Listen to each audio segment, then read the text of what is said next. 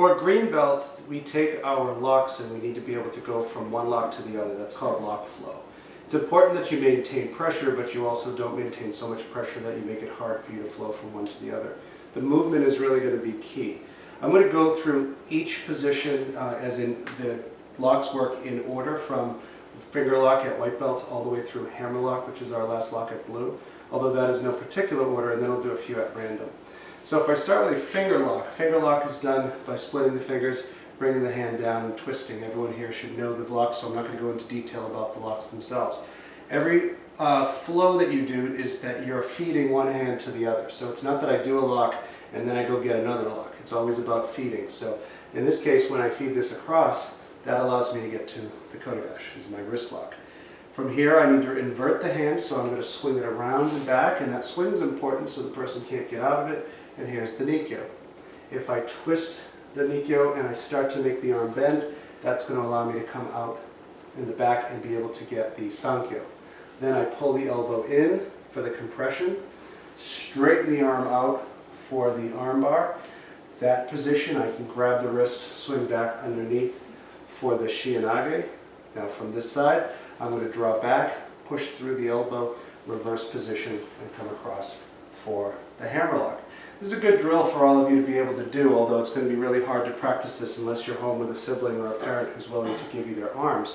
But one more time through, finger lock, kotegash, Nikyo, Sankyo, compression, arm bar, Shienage, and then back to hammer lock.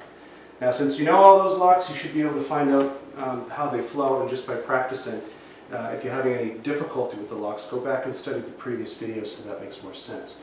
Some locks are going to flow better than others. Now in theory, you should be able to take all 8 of your locks, combine them with all 8 of your locks, and get about 64 combinations of lock positions, even including going from finger lock to finger lock. So one example of that would be is if I took something like kotegash, and I wanted to say kotegash, and then insert each lock to that, can I get a kotegash to finger lock? Yes, I can. Can I get a kotegash and then transfer the opposite hand to a kotegash? I can do that if I don't have another way of doing it. Alternatively, I could do a kotegash and then another version of a kotegash. Can I do kotegash to Nikyo? Yep, I already did that in the earlier one. Can I do kotegash to Sankyo? There's that one. Can I do kotegash to compression? There's that one. Kotegash to armbar. Kotegash to Shienage, and kotegash to hammer lock. Okay, now the two in there that are my personal favorites would be kotegash to Nikyo and kotegash to Sankyo. The kotegash to Nikyo is a nice change because it twists the wrist one way and teaches you how to make that exchange. So try to get comfortable with that one, plus it falls in line with the previous exercise, which is doing locks 1 through 8.